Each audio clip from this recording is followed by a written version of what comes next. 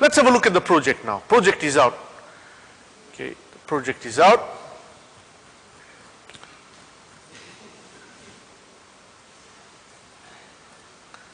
All right. Okay, this was a schedule. We can figure out a way of, this was last year's schedule.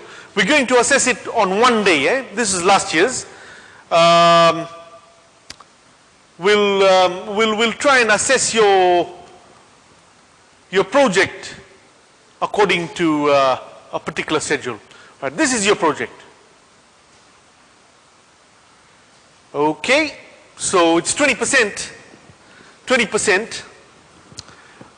There's two problems, two design problems, problem 1 and problem 2. I'm going to show you a dummy problem. I'm going to do a easy, we're going to start design today. I'm going to try and spend a few minutes, you know, we're going to do the next few lectures, we're going to do design, right? But at least to give you a head start, you can start looking on YouTube, looking on notes. The thing about YouTube is that it is good. What I found was, even for myself, you know, sometimes you want to refresh your memory, you want to look at new problems, you want to do some other topic which, you know, maybe I didn't do in my particular studies. So like, for example, the recent one was, I was looking at Family Guy. No, sorry, looking at game theory. All right? How many of you guys watch Family Guy? That's a good one. All right.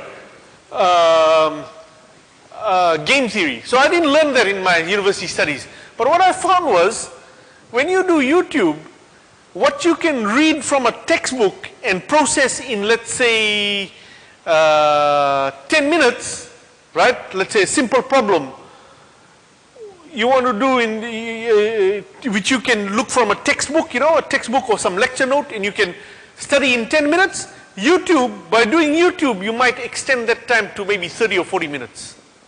Because you have to press pause, you write down to do a proper study, to really understand. If you just sit down and watch in engineering, you'll never be able to achieve it. You need to have a pen. Remember, I think I mentioned this to you right in the beginning, the very first lecture. Engineering is a technical course. The way you're going to learn it is not from reading and watching.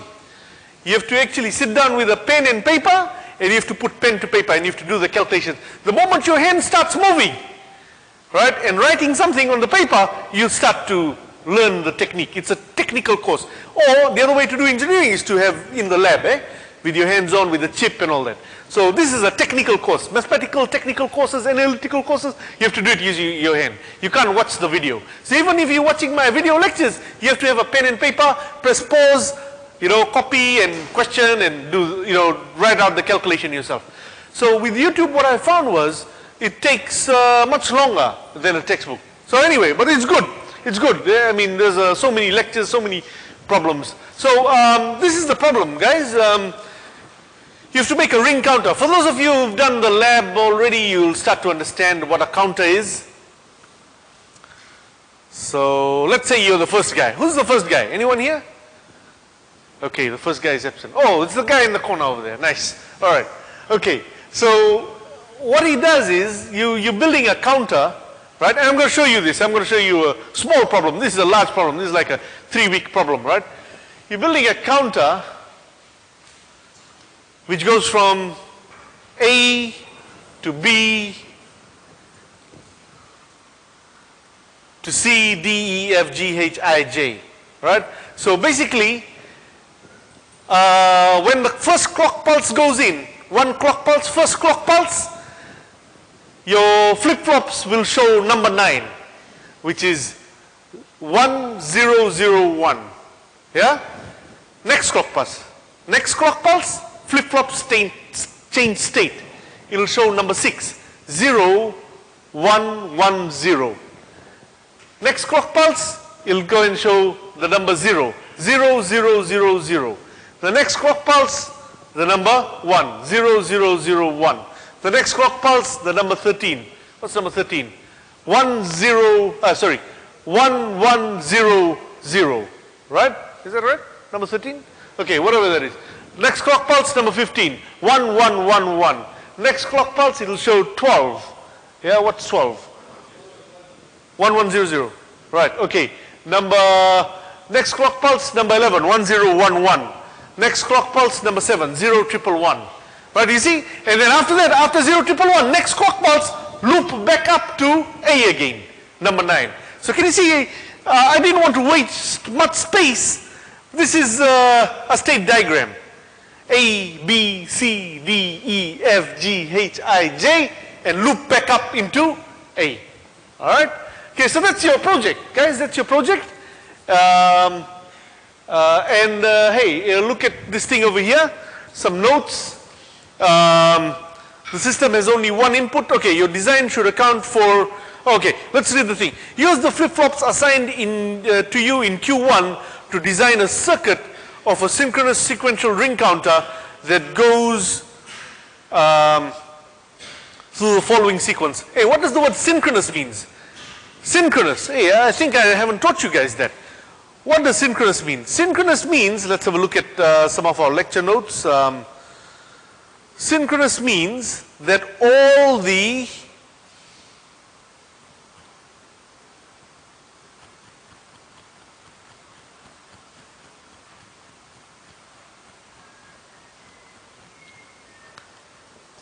synchronous means, okay, this is, I don't know if I mentioned this in the lecture or not.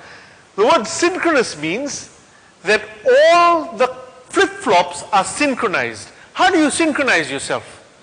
If somebody says, hey, I want everybody to be synchronized, that means the timing has to be the same. They all flip at the same time. Yeah? So that means all the clocks are common. Can you see over here? All the clocks are common. That means when the clock pulse goes through, all those flip-flops, they flip to change state. Right? They change state all at the same time. Right? They work together. It's like tech. You know, like somebody saying, okay, move, now, now, now. That's synchronous. The word synchronous is obvious in English, right? What it means is all the clocks are tied together. There is asynchronous as well. Like, for example, maybe these two flip-flops will move according to the clock. These two flip-flops can move according to another clock. There's another design that's called asynchronous design. But over here we are doing with synchronous, okay? Synchronous design. Right, so this we have done. We have done the design analysis problem. I'll show you a design problem shortly. Okay, so you've got to use the flip-flops assigned to you in Q1. So the first guy, he's going to do for question 1. For question 1, he's going to use D and JK flip-flops, 2 different types of flip-flops. So one design. I don't know how many flip-flops you'll need. You may need 4, you may need 5, you may need 6 flip-flops, right? Okay, now, how are you going to use D and JK? So let's read, right? And for question 2, you're going to use SR flip-flop. Now, your design should account for what happens if the system starts at one of the unused state. In this scenario, the system should point to E, okay? Letter E. Right, so let's say if you look at the numbers 9, 6, 0, if let's say if when you start up the system and through some static electricity, the system is pointing to, let's say, the number 3, 0, 0, 1, 1. When you start the system up and somehow or the other through some fluke or some static electricity, the flip-flops were storing 0, 0, 1, 1. Right? But our sequence doesn't have number 3 there. It's going to be outside. Where should it go? So in that case, it should come to letter E, which is the number 1. We're discussing the first guy, eh? Alright? Okay, now, and as we do a problem, you'll start to see what I'm talking about. I want to introduce you the project problem first, and then you start to think along those lines when I'm doing the example, eh? We haven't done the lecture yet for this. I'm going to do the lecture now. Alright. The system has only one input. X, system input. Remember system input? X. If X is equal to 1, then the sequence goes in the forward direction. Whilst if X is equal to 0, sequence goes in the reverse direction. You get what I'm saying? Hey, and by the way, guys, just to let you know, just to help you out. Where did it go? Have a look at this. Look at question 3 over here. That looks very similar. Yeah? Except for it's a very reduced version of the same problem. Yeah? Okay? Alright? Because I can't expect you to do a 3-week problem in a 3-hour exam. Okay? Alright? So, yeah. So just to give you a heads up, if you do well in that project, if you do it yourself, or even if you sit with a friend and you comprehend how to do this design, that guarantees you about 30 to 40 marks in your final exam. And through that, you can just pass. If you pass the project on your own will, through your own knowledge, you will have enough knowledge to get even A plus or A in your final exam, because that's how easy it'll be. Alright? Okay. A combination of two flip-flops have been assigned for Q1, right? D and JK. You must use both. You have to use a mix of both flip-flops approximating to a 50-50 ratio. This means that half of the flip-flops in your design should use the first flip-flop, while the remainder should use the second flip-flop. See, there's two flip-flops, D and JK. So half of your flip-flops, so if you need 4 flip-flops, so 2 flip-flops should be D, 2 flip-flops should be JK. Alright? Okay. However, if your design requires an odd number of flip-flops, let's say if you needed 7 flip-flops, you can't say it's, how will you do half and half? Because it's an odd number. So, however, if your design requires an odd number of flip-flops, naturally one of the flip-flops will have one more than the other. So maybe you can have 4D and 3JK, or 4JK and 3D, right? Okay, so that adds up to 7, but roughly half and half. Alright. You are free to choose your own flip-flop sequence arrangement so long as the ones assigned to you, so long as they are the ones assigned to you in Q1. Problem 2 is repeat problem 1. Okay, problem is 45 marks. Problem 2 is repeat problem 1, but only with the SR flip-flop. Okay, this is for person number 1. You look for your own student number and you'll find your, whatever your sequence is. Right, everyone's got a different sequence. Right, but hey, this problem, it seems that everyone's got a different problem, but actually it works out when you work in groups. Right, so you 3 or 4 of you or 5 of you sit down together, even though everyone's got a different problem, you first help out your friend number 1 and it'll be very fast. You do problem for friend number 2, friend number 3, right? And along the way, you've tackled 5 different problems, right? So your knowledge also increases, right? But it's also good that you know your problem in and out as well, okay? Alright, let's do one design problem. Let's move on to design now, guys. We were doing, up till now, we were doing analysis. Let's move on to design.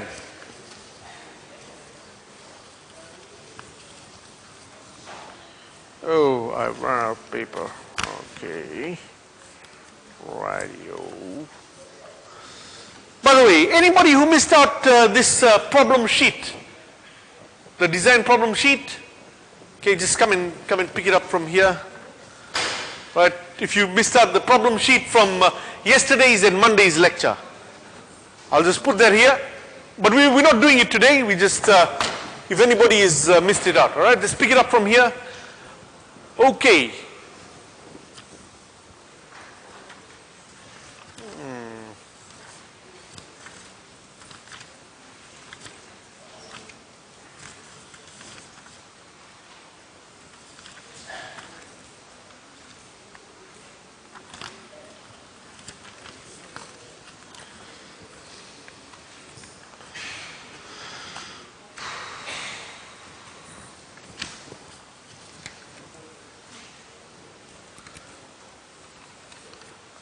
Okay, does anyone need more of that? The design problem sheet? Okay. Alright. Okay. With design, guys, with design, what we're talking about is you're given a sequence, you're given the state diagram, and you want to find the circuit. You're given the state diagram, and you want to find the circuit. Alright? Okay, now,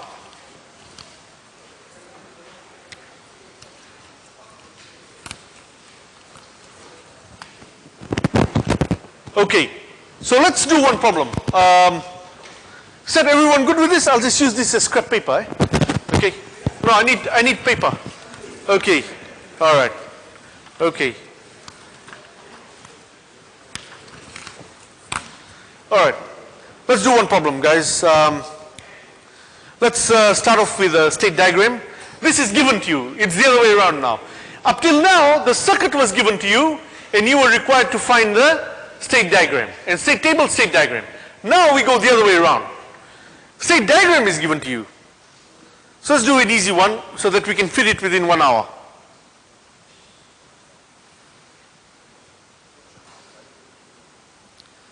Okay, and it says 0/0.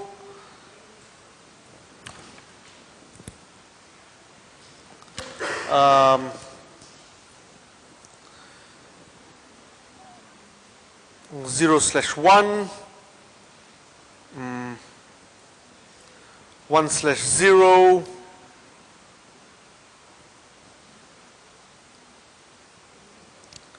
0/0,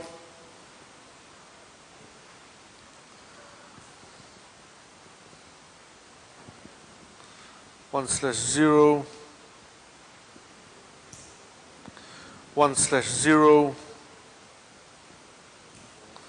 1/1,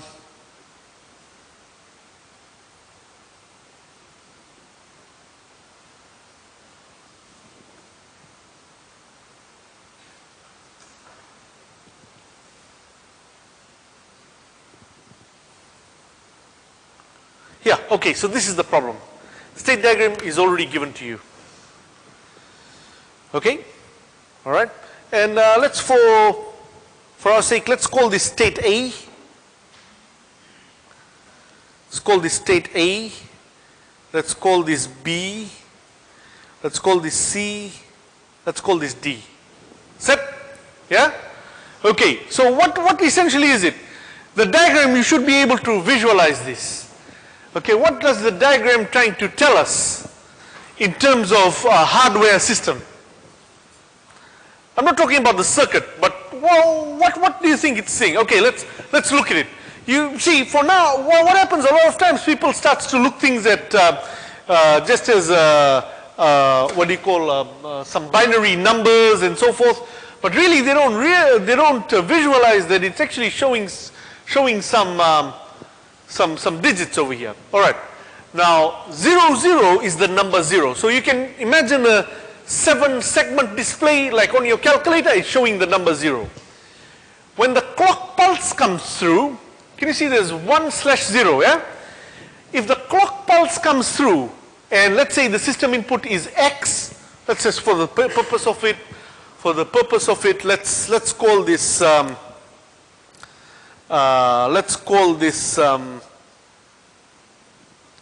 X/Y, okay? All right. Let's start off at 0/00, state 00. 00, so on your 7-segment display, it's showing the number 0, right? Or maybe we have 2 LEDs, we have 3 LEDs, right? We have, okay, it's showing the number 0, okay, showing the number 0. And you have a switch called X, right? Switch is off or on. And you have an LED, just like yesterday's lecture, and you have an LED, one LED, output LED. Right? Okay. Okay. Now, if the switch is off and you're at 0/0 and the clock pulse comes through, right? One clock pulse comes through and the clock pulse comes after let's say every 10 seconds or 20 seconds, right? One clock pulse, right? And then another clock pulse. Okay. The clock pulse comes through and you have no control over the clock pulse. You can have control, right? But, okay, so the clock pulse comes through, the switch is off, X is off, right? X is off and you're already at 0/0. Okay, there's always going to be a starting point. 0/0. What will happen to the LED? The LED will, can you see that 0/0 points to itself if X is 0? Yeah? The LED will off and this thing will continue to show, the 7-segment display will continue to show the number 0. Alright. Now, let us say you switch X on to 1. Switch X on to 1. Right, switch on X, it becomes 1. The next clock pulse will come through, right? What will happen to the two things? The 7-segment display will start to show the number 1. What will happen to the LED? LED will remain off. Yeah? Okay, I want you to visualize this in terms of hardware. Now, let's say we turn switch off again. The next clock pulse comes in. We turn X off. Right? The next clock pulse comes in. What will happen? Right?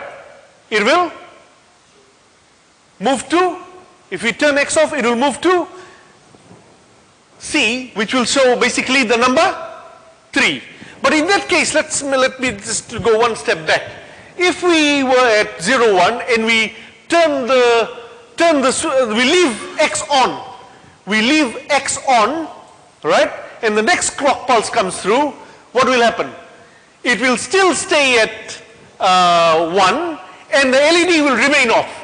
We turn X on, right? It will become, in the next clock pulse, it will become the number 3, which is 1, 1. Can you see? Going downwards from B to C, it will become 1, 1, right? So it will show the number 3 and LED will remain off. Okay, now let us say we turn the switch on this time. We turn X on, we are now on C, right? We now on C, we turn the switch on, right? And if we turn the switch on, the next clock pulse comes through, it will remain to show the number 3 and the light will remain off. Now we turn it off, right? We turn the switch off and the next clock pulse, right? Number 3, it will now start to show the number 2. It will move to state D and the LED will remain off.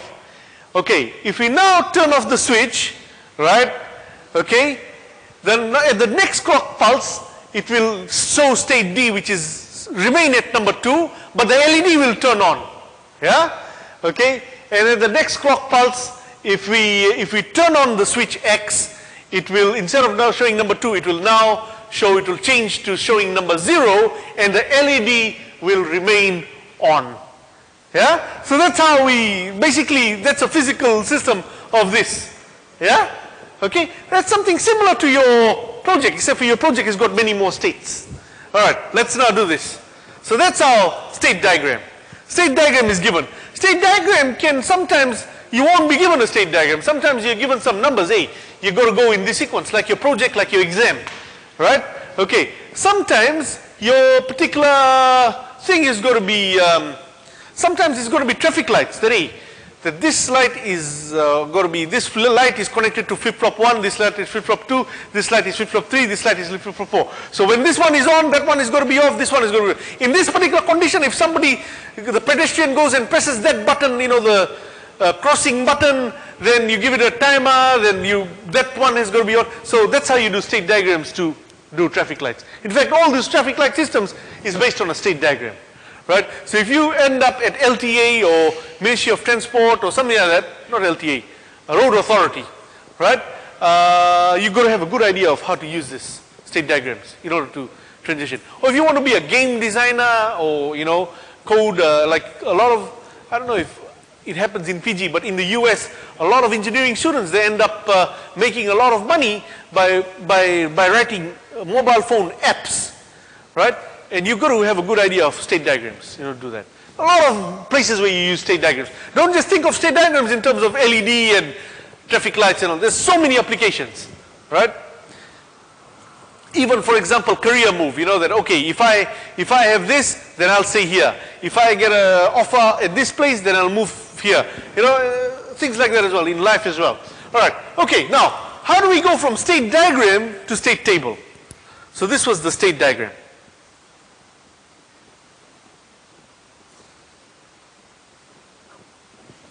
Okay, we now move to state table. Right? Okay. Now in the state table, it's very, very similar. Very, very similar.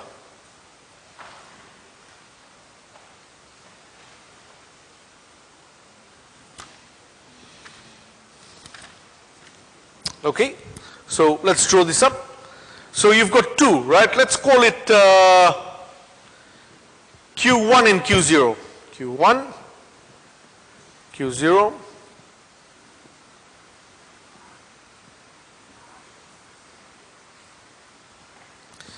your system. So this is current state.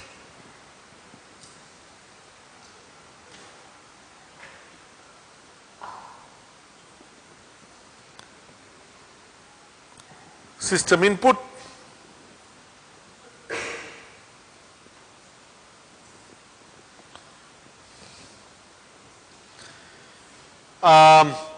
Immediately after this, because in this case here, guys, we don't know, we don't know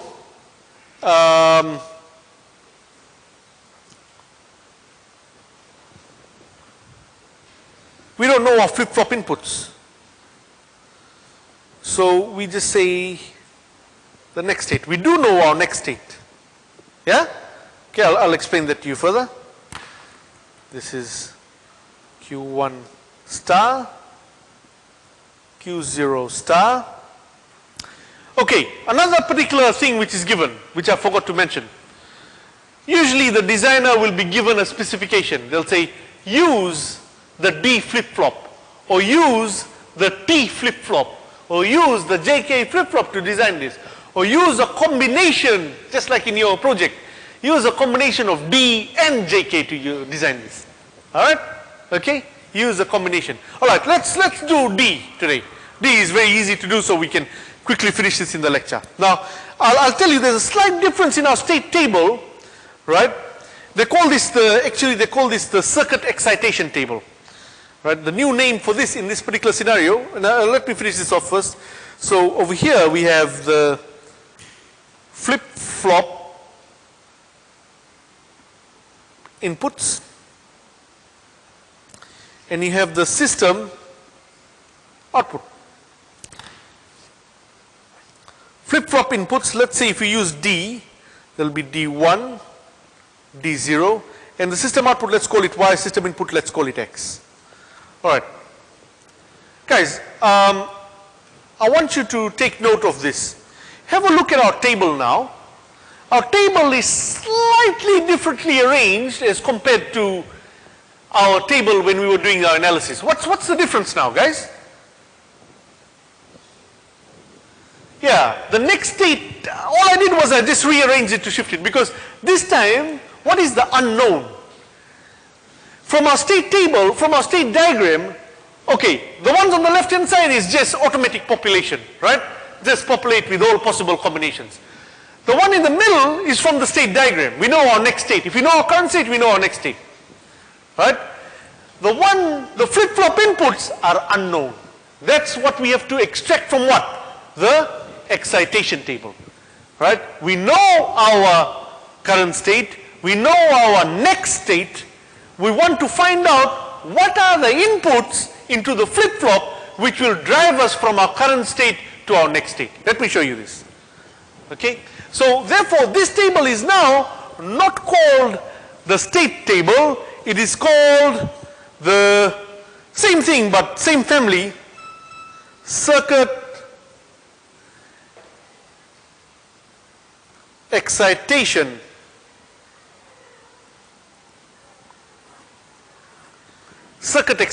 table. Let's fill it up, guys. Let's fill it up for you guys.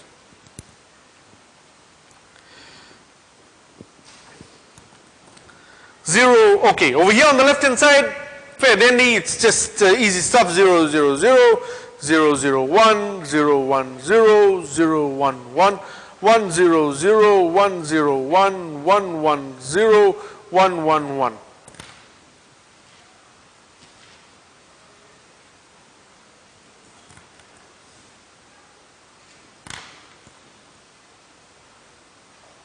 Set, everyone happy with this? Left hand side, always it's easy, right? But make sure you put that. System input is on the left hand side. Okay, now, current state, we're just doing a population to find out what it is. Hey, sorry.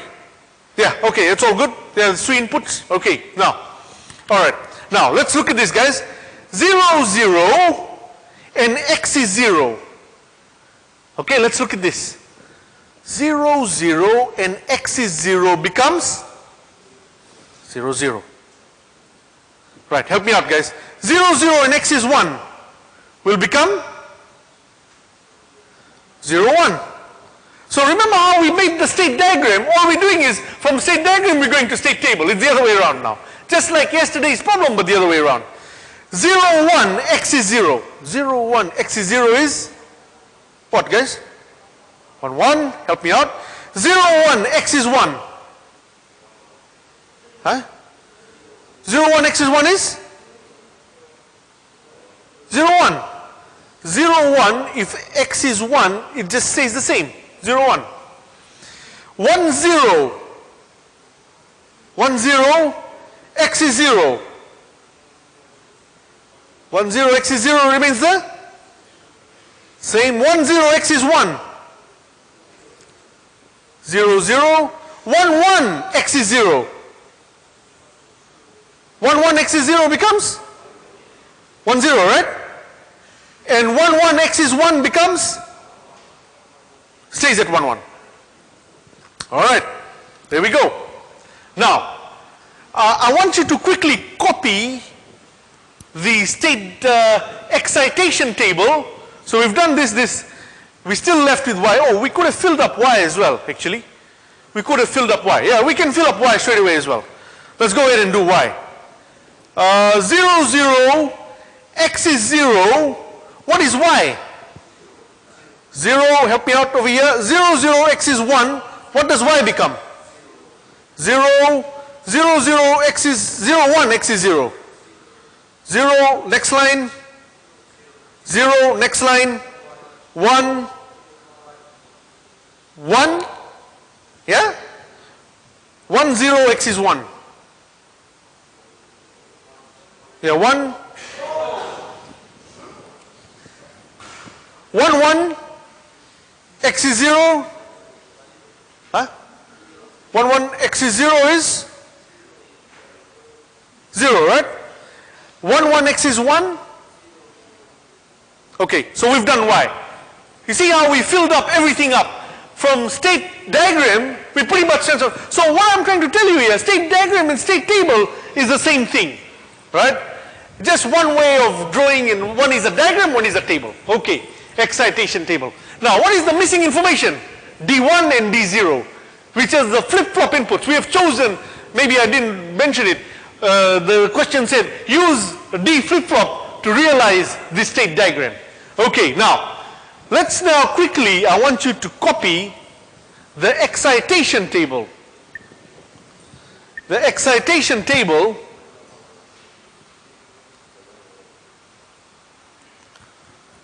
for the D flip-flop. There we go. See, that was the characteristic table. We're now looking at the excitation table. And by the way, if you look at it, the excitation table goes hand in hand with the state diagram of what? The excitation diagram for the D flip-flop. So anyway, they're all the same information, just drawn in different ways.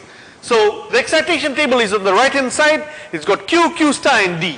So what does the excitation table give you? Once again, excitation table.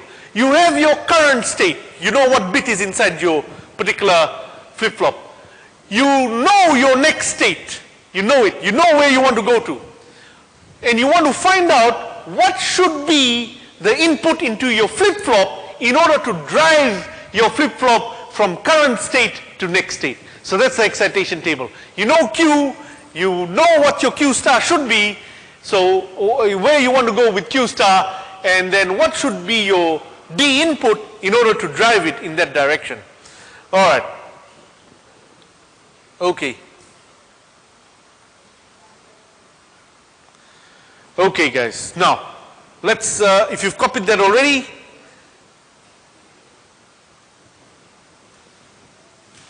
okay, help me out over here now. Alright. Now, Q1 is 0, Q1 star is 0. Now look up the excitation table, not the characteristic table, the excitation table. What should be my D1? 0. Q1 is 0, Q star is 0. What should be my D1? 0, 1. 0, 0, 0. 1, 1. 1, 0. 1, 1. 1, 1. Now next one.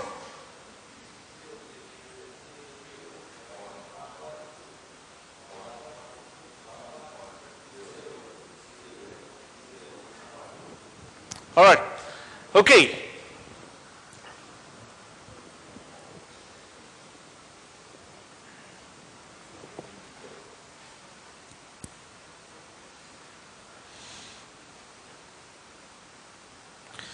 All right. Now, that doesn't stop there. There's one more step now. Right? So we've got the state table now. Now, we want to find the circuitry. Remember, the idea was to move to some circuitry. The idea was to move to some circuitry. So we've got to find the circuit for D1. How will we do the circuit for D1? Well, we have our Carnot map for D1.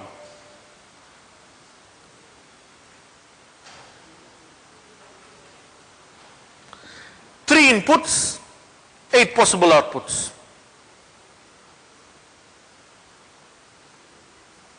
This is where it becomes slightly different. So you can say Q1, Q0, and you have your X. And then you have 0, 0, 0, 1, 1, 1, 1, 0, 0, 1. Now, I want you to now populate your Carnot map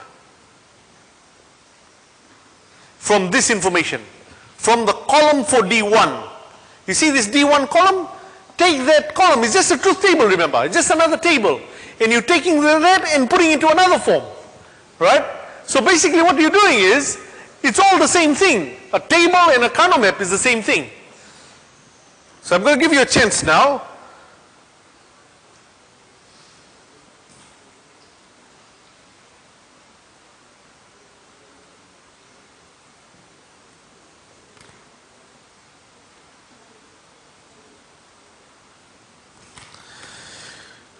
All right.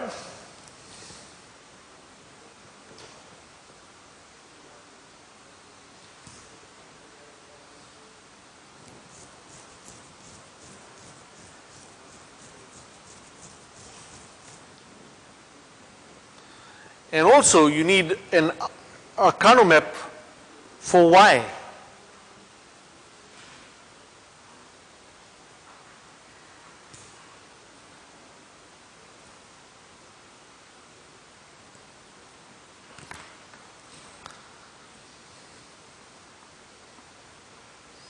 Okay, I give you a chance now to fill this out.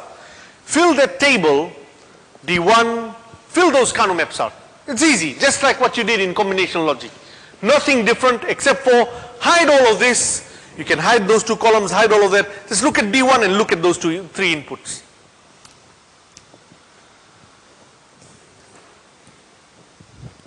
Okay. So 0, 0, 0, 0. 0, 0, 1, 0, 0, 1 will be 0. Let me know if I make a mistake. 0, 1, 0 will be 1. 0, 1, 0 is 0. 0, 1, 1, 0. Let's see. 1, 1, 0 is 1. 1, 1, 1 is 1. 1, 1, 0 is 1, 0, 1, sorry. 1, 0, 1 is 0. 1, oh, sorry. Yeah, 1, 0, 1, 0, 1 is 0. 1, 0, 1. 1, 0, 1. Oh, 1, 0, 0 we got to look at it. 1, 0, 0 is 1. And this is a 0. Right? Set. Let's fill this second one up. Let's fill it up quickly and we'll do all the combinations later. Can you help me out over here? What is this? 0, 1, 1, 1, 0, 1, 0, 0. This one? Y?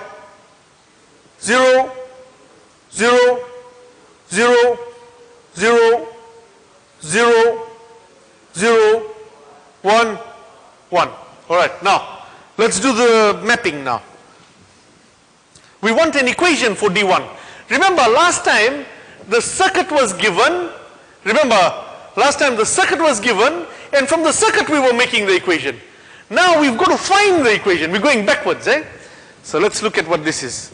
So this is one loop, another loop over here, another loop over here. One loop, another loop here, another loop here. Just one loop. So D1, what is D1 equal to, guys? There will be what? Q1, Q0, or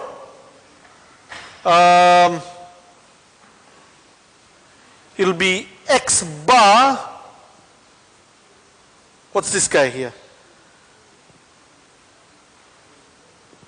Q0, right? X bar Q0.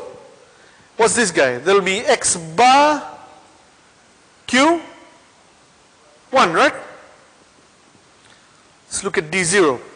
D0 is Q1 bar Q0, right? Or X Q1 bar, is that correct? And X, or X Q0.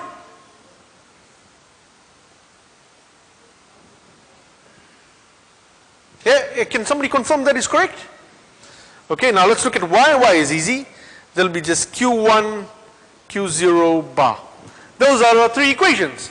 Now I want you to compare this problem with the problem where we were doing, you compare this problem with our analysis problem. In analysis problem, we had a circuit.